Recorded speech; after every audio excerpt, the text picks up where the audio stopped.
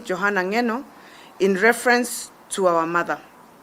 While we may understand their political grievances, which are within their rights to air, we take great exception to any reference of women and mothers in a way that demeans them. By dragging the name of Her Excellency, Mama Ngina, in their unfortunate utterances, the two crossed the line. Their utterances are not only derogatory, but also a bad reflection of leaders of their standing. We condemn this insult to Her Excellency Mama Ngina and to all mothers, and ask politicians to direct their responses and attacks, if need be, to their fellow politicians. Politicians should be alive to the fact that freedom comes with responsibility. As women of Kenya, we demand simple decency and civility and respect to women in general. Thank you.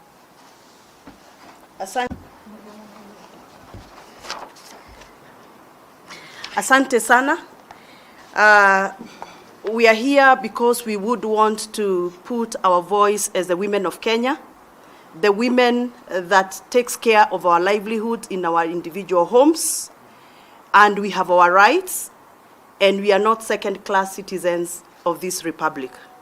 And therefore, the rights that have been enshrined in the Constitution of Kenya must be protected, and we are here to protest the verbal utterances that we have been listening to coming from our leaders just because of some political energy that is negative energy that we do not appreciate in this country. And therefore, we note that the insightful utterances that are a recipe for political confusion, chaos, and regional hatred that resort to bloodshed, which affects mostly women, children, and the vulnerable, are not acceptable in future. As such, as women of Kenya, we demand stern legal action against the perpetrators, and we also demand for an apology to the mother of the nation, Her Excellency Mama Ngina Kenyatta. She does not qualify to be bashed politically. All I know in the history of this republic, she has never appeared in any ballot box as a candidate, and therefore she should not be involved and engaged in political, messy, verbal exchanges. And we do note that the people who are speaking the way they are speaking, somebody is behind their speeches. We want to know the motive. Let's put everything on the table. Huu ni mwaka wa kuambiana ukweli. Tuambiane ukweli. Sisi tumekasirika kama wamama, tumesikia uchungu kama wamama, na hakuna ambaye amezaliwa na mama angetaka mama yake aingizwe kwa uchafu wa siasa. Kwa hivyo wamama wetu wapatiwe heshima, and haswa wamama ambao wamefanya kazi tele kuhakikisha ya kwamba Kenya yetu imefika pahali imefika. Mama Ngina Kenyatta, Her Excellency, is a mother of this nation. She has sacrificed so much in her life to become who she is and for us to be where we are as a nation. And therefore, we demand an apology from the two members of parliament who have mentioned Her Excellency Mama Ngina Kenyatta in the murky of politics of Kenya. Asanteni sana. Come here, come this side.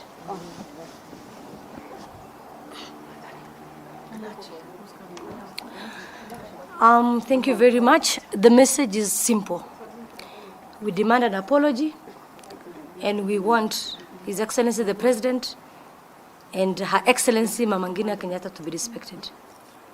This is too much, really. And nobody has the monopoly of abuses. Even us, we know how to abuse. But there is that limit, and there is respect.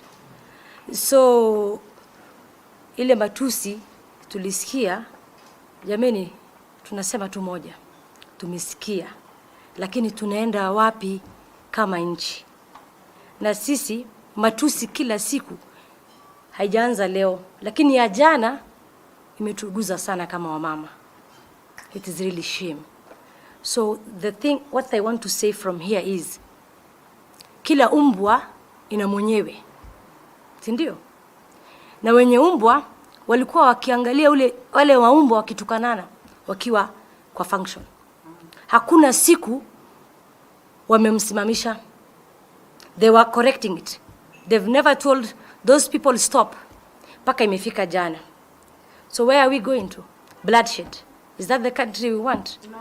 That is not what we want. We do not want incitement. So what I want to tell William Ruto today is resign from the government. It is too much. You cannot be the one frustrating the government. You cannot be the one supporting your people to abuse His Excellency the President.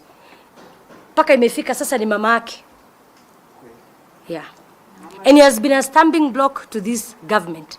You cannot be in a government that you say you're not satisfied with the president, how he's moving the country. In fact, angemsaidia hata the president. Sasa hivi tuko na pandemic, tuko na corona. Juzi tumeona walikuwa at River. Deputy president mwenyewe hajavaa mask. Watu wake wanatukanana. Yeye mwenyewe ana encourage watu wasikuwe na social distance.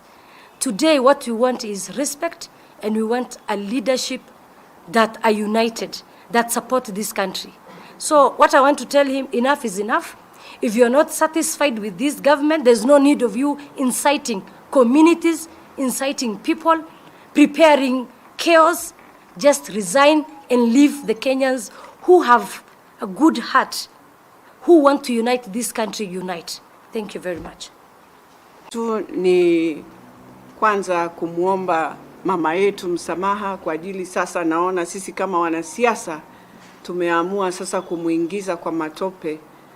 Na yeye ni mama yetu, yeye ni nyanya wetu, ana wajukuu na vitukuu. Na leo hii sisi kama watoto wake, maana sisi ni watoto wake, tunataka kumwambia makamu wa rais kwamba kweli kama mamako angetukanwa hivyo na wewe wataka kuwa rais, ungesikiaje? Maana matusi yale wale vijana wamepeana, maana mimi sitawaita waheshimiwa, maana hawafai kuitwa waheshimiwa. Ni matusi ile wametusi hata mamako. Mahali yuko ajue pia yeye alitukana na hao vijana. Kwa hivyo yeye mwenyewe ndiye anafaa ajitokeze, akamuombe mama msamaha. Akamuombe mama msamaha. Maana hii inchi mahali tumefika, mumesahau ya kwamba mama yetu mama Ngina ndio baba ya Uhuru Muigai Kenyatta. Maana ule mama aliwachwa mjane kuanzia 1978. Nani aliyemlea huyu kijana unayemtusi Mheshimiwa Rais? Mamake ndio babake. Unapouliza hii inchi ni ya baba wa nani, kumbuka mamake ndio babake. Maana yeye hakukuwa na bahati kuishi na babake. Kwa hivyo lazima tuheshimiane. Na niambie waheshimiwa wenzangu, kama tunaenda kuvunjana kisiasa, basi tusiingize wazazi. Na hapa tunapoanza hivi, nataka kumuuliza makamu wa rais, wewe utakuwa rais kwa lazima. Watu watakufa, watu watatukanwa, wamama zao watatukanwa. Ndio tumestuka na kushangaa kwa sababu, na nataka kusema wenye walitukanana hao MPs wawili wanatoka Rift Valley. Watu wa Rift Valley sio hao ndio wametukanana. Mimi pia ni mtu wa Rift Valley. Ni wao wawili ndio wametukanana. Na ile imetuchangaza. Mwanaume kufika kiango ya kutukana mama kama huyo, Mheshimiwa Mama Ngina, kutukana yeye, hiyo mwanaume anafaa afanywe nini? Tumchonee marinda akuja afae, kwa sababu amefika kiazi ile si ya binadamu. Huyo ni mama nyanya yake. Huyo ni mama inaheshimiwa kwa Kenya mzima. Kwa Kenya mzima. Wakenya wafikirie Kenya hii yetu tulipata kwa njia gani? Tulipata kwa Wakenya wale wengi hawako hai sahi. na huyo mama ni mmoja akuchangia hata Kenya yetu kwa maisha tuko sahihi. Ile sisi wengine tunahadisiwa akati Kenya imepata huru.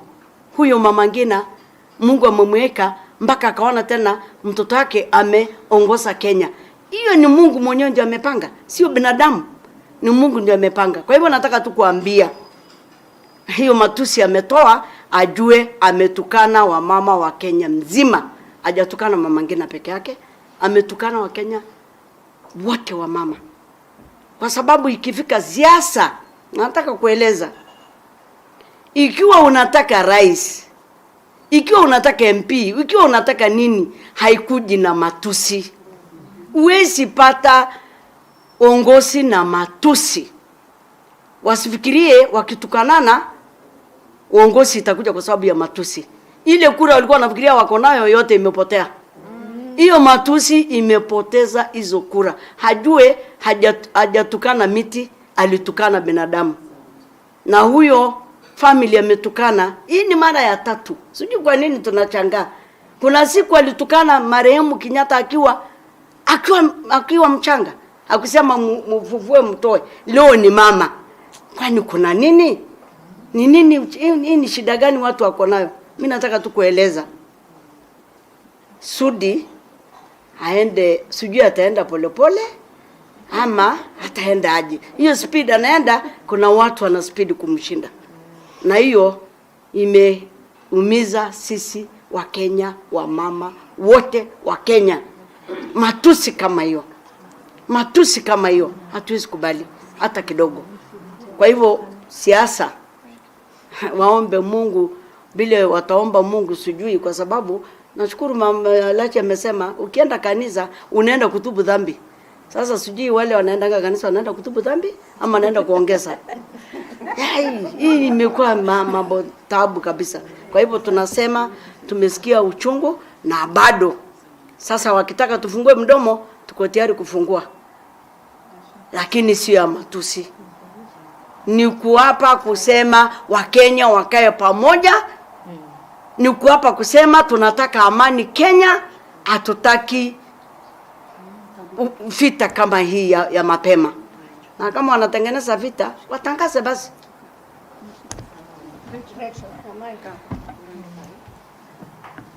Families that may not be able to speak today, and also in support of my colleagues, I would like to say that it is shameful that our colleagues who are not so honorable have decided to abuse the presidency, the president, and members of his family. Worst of all, they have decided to hurl abuses to a lady, our mother, that we have never heard any negative utterance from her. I would like to say that it is not good, it is annoying for colleagues who we expect to be speaking positive things about this country. They have become power hungry and they have decided to start politics and to be so abusive in a way that we have never imagined. In support of my colleagues, I would like to say that we would like people to think about the future of this country. This is a woman who fought, who supported people who fought for the independence of this country, and we would like her to be respected. Indeed, all women, starting from the first lady of the Republic of Kenya, should be respected. All women should be respected, and we hereby demand an apology from the Honorable Sudi and the Honorable Johanna Ngeno. And I would like to ask the Deputy President, if they are not going to do so, then he needs to take upon himself and apologize to her on behalf of these two dishonorable members. Thank you. As someone who's also walked in this path, ya kuweka matusi, kufanya hii na ile, it has not taken us anywhere as a country. And therefore, what we'd like to say, it must stop. And there has been an attempt, serious scheme to discredit the family of His Excellency the President from the Deputy President and his allies. It started with Jomo Kenyatta himself. This same Sudi attacked him. Corneli Serem, member for Aldai, brought in the brother of the president. Nothing was said. Then they went to attack the president himself, Nelson Koech and others. Nothing was said.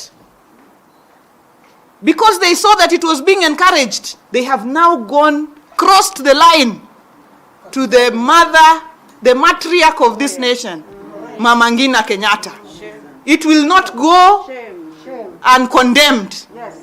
And I want to say this to William Ruto. I saw he wrote a tweet saying that what Sudi and Ngina said were wrong. If he is truly sincere, because we must call out hypocrisy, if he is truly sincere, we want to see Sudi and Ngina apologizing to Mama Ngina, because he can make them apologize. If he told them to apologize, they would apologize. We don't want hypocrisy of hiding behind Twitter. After sending people to insult, you hide behind Twitter to pretend like you disassociate yourself. If he truly disassociates himself from these sentiments, let Oscar Sudi, let Johanna Ngeno, let Murkomen, let publicly apologize to Mama Ngina Kenyatta. Then we will know that he is not part of this thing. But as somebody who's walked this path, I want to tell him, you do not get votes of Mount Kenya region by insulting Mama Ngina Kenyatta. You do not become president by insults. You get there by humility. But with this path tunaona unatembea hii, hapa umeanguka mara 10. Asante.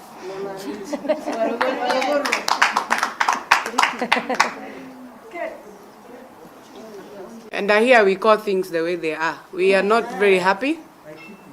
We didn't sleep, most of us. We were asking when early morning is coming and we deal with these issues. There are 3 things I want to categorically state, because I just left Tangatanga the other day, and probably I may not have mentioned a few things here. I have all reasons to believe that one, Sudi, Ngeno, and even Kipchumba Murkomen, and amongst others, they are not angry. They are selling a narrative and a script from their masters. And their godfather and their political mentor has made it a habit to use his attack dogs to communicate his message, because he's a coward. He cannot stand during day broad light to communicate and tell the president off, enough is enough. So we hereby also want to make you know and be aware that we know there is a political think tank which usually run their meetings at the deputy president's residence, where they have made now a new narrative of fighting the rest of the communities in the Republic of Kenya against the Gema community. And just approve and enough to show that you guys, you are hypocrites. And the kind of tweet that we received last evening from William Ruto is hypocritical. It is that this same lady, Her Excellency Mama Ngina Kenyatta, she is the same woman aliwekelea William Ruto mikono katika Afraha Stadium Nakuru. Na Mukoro prayed for you even when you're going to ICC. Is this the way you treat a woman who covered your shame, covered your nakedness, and we were there for you, and the country was there for you? So what we want to say is this: whatever is good for goose is good for duck. We want to employ a different tactic today. We want to say this: William Ruto, please come out, apologize to Mama Ngina on behalf of your attack dogs, apologize to the president on behalf of your attack dogs. Myself, Waruguru, and the people of Laikipia, the reason why we do not agree with you is because you are president in your own making and you feel you cannot submit under Uhuru Kenyatta as your president. And there's no two way. We have only one president, who is Uhuru Muigai Kenyatta. And Uhuru has stated clearly, it is time to heal this country under the BBI forum. We are inviting you, if you are not beating wired drums, starting from where Kapsaret, Member of Parliament, was addressing from, to distance yourself from this remark and endorse BBI. Otherwise, I can tell you, you will be inviting the international community again to come and investigate what God will not allow to happen. Thank you very much.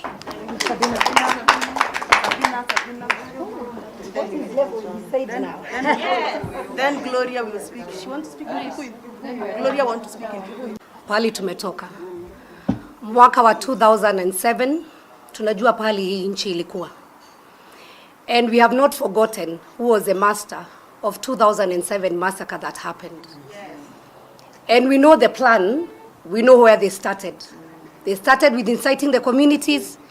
They started with inciting especially the Gema community against all the other 42 tribes in Kenya. And the similar path, similar script is being followed. As the women of this nation, we want to say no more bloodshed in Kenya. No more. And if those are your plans to attain whatever you want to achieve in 2022, forget about it. I am extremely tired of those utterances that the Kalenjins gave Uhuru Muigai Kenyatta votes, or they made him the president. How many votes did they have? 1.2 against from the Gema, 6.8. It's a shame. And not all of them also voted for Uhuru. We also know other tribes voted for Uhuru Muigai Kenyatta. And once Uhuru assumed the presidency, he became the president of everybody.